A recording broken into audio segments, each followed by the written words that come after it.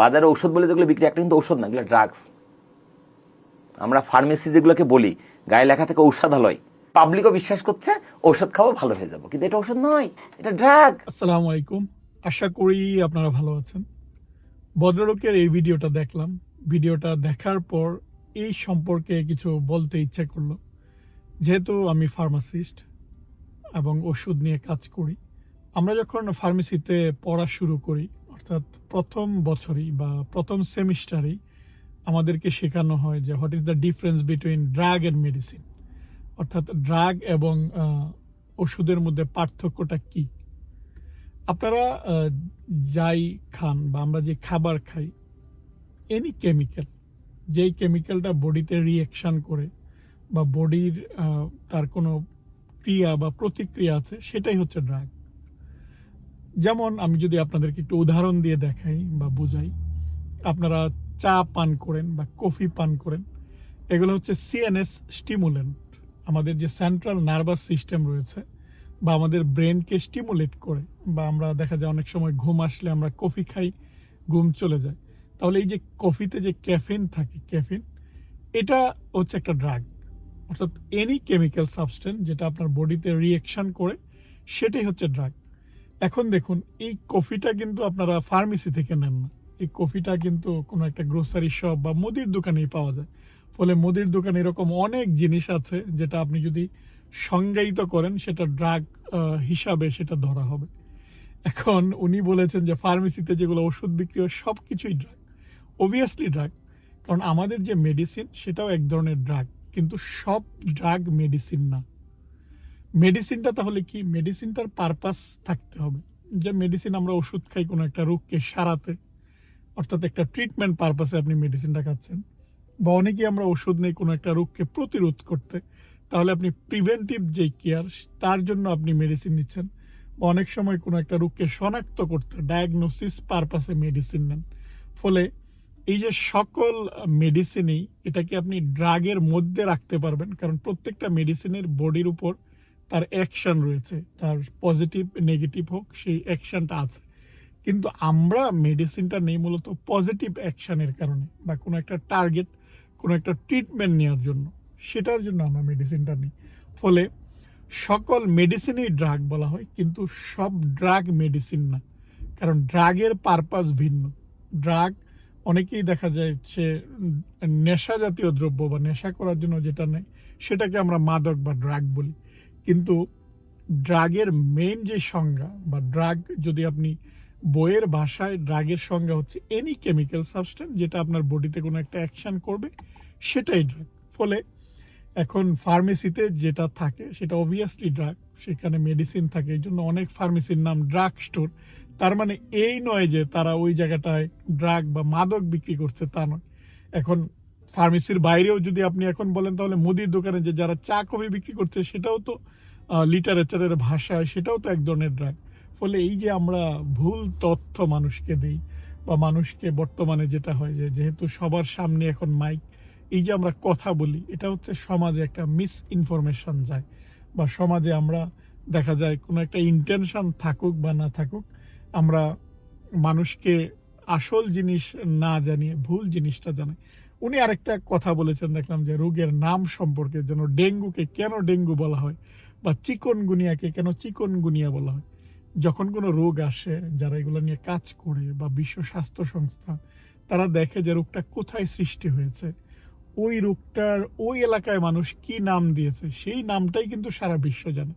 যেমন ডেঙ্গু যদি দেখেন, যে ডেঙ্গু ডেঙ্গা শব্দ থেকে আসছে, এটা স্প্যানিশ একটা শব্দ। সো এই স্প্যানিশ ভাষা থেকে এটা আসা, এর মানেটা হচ্ছে যে আপনার কেয়ারফুল, অর্থাৎ খুব সাবধান থাকা বা একটু সচেতন থাকা।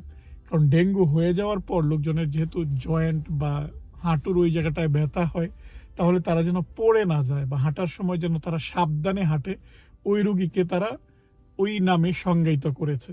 অর্থাৎ ওই সাবধানতা থেকেই ডেঙ্গু নামটা এসেছে। এবার যদি আমি আপনাদেরকে চিকনগুনিয়া সম্পর্কে বলি, চিকনগুনিয়া এটা ইস্ট আফ্রিকায়, তানজানিয়া যে দেশ, বা আফ্রিকার দেশে এই রোগটা প্রথম আসে 1950 সালের দিকে। ওদের কিন্তু ভাষা আলাদা, আমাদের যেমন বাংলা ভাষা, ওই দেশের ভাষা আলাদা। সো এক এক দেশের ভাষা যখন আলাদা হয় তাদের উচ্চারণগুলো আলাদা হয়।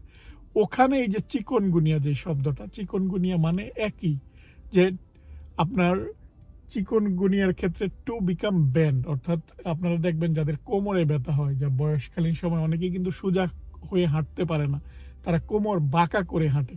তো ঠিক এরকমই যারা চিকনগুনিয়া আক্রান্ত হয়, যেহেতু তাদের সারা শরীরে ব্যথা থাকে, যেহেতু তারা সোজা হয়ে দাঁড়াতে পারে না, তারা এরকম বাঁকা করে হাঁটতো বা সোজা হতে পারতো না।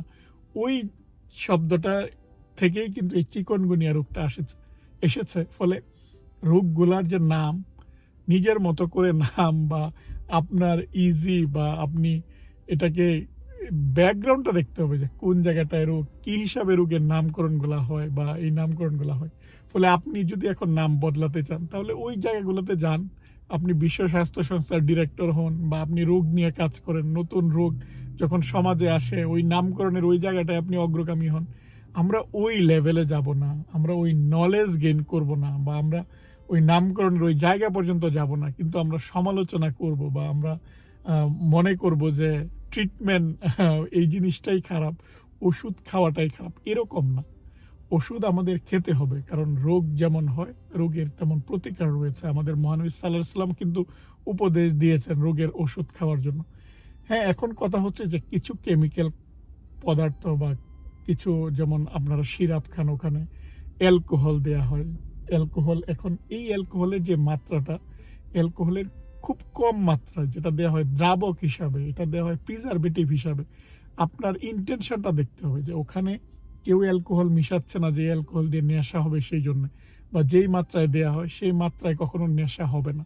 ফলে যারা আলেম বা যারা ইসলামিক চিন্তাবিদ, তারা কিন্তু এটাকে অ্যাপ্রুভ করেছে যে এই মাত্রায়, যেহেতু এটার পারপাসটা হচ্ছে যে যেহেতু ওষুধ আপনি ওইটা ছাড়া বানাতে পারছেন না, অনেক সময় প্রিজারভেটিভ যদি না থাকে ওষুধটা নষ্ট হয়ে যাবে, তখন সেখানে একটা মাত্রায় অ্যালকোহল দেওয়া হয়। সো আমরা যারা ফার্মেসি নিয়ে কাজ করি, আমরা জানি যে এর মাত্রাটা কতটুকু, এর পারপাসটা কেমন। আর ওষুধ মানেই হচ্ছে বিষ, অর্থাৎ ওষুধ আর বিষের মধ্যে একটা পার্থক্য হচ্ছে ডোজ বা মাত্রা।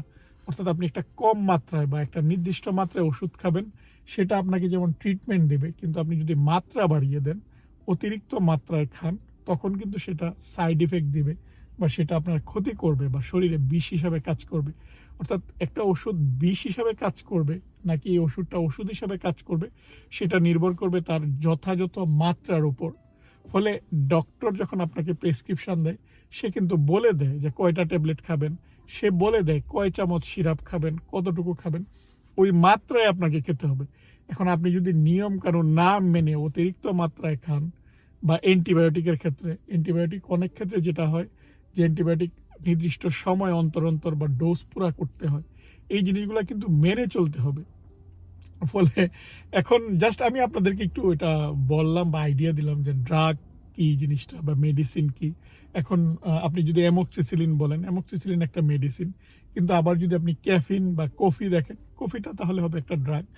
আর এই যে আমরা নামকরণ বা নিজের মতো করে নামকরণ দেওয়া, সেটাও আমরা করতে পারবো না, কারণ একটা রোগ আবিষ্কৃত হয় ওই জায়গায় মানুষ যেরকমভাবে ডাকে, ওখান থেকে কিন্তু আস্তে আস্তে নামটা চলে আসে। ফলে অন্য ভাষা থেকে যখন নামগুলো আসে, তখন আমাদের কাছে সেটা কঠিন বা একটু ভয়ের মনে হতে পারে, কিন্তু ওটাই আপনাকে মানতে হবে, বা ওইটা এখন বাংলাদেশ তাহলে ট্রান্সলেট করে নিজের মতো নামকরণ করতে হবে।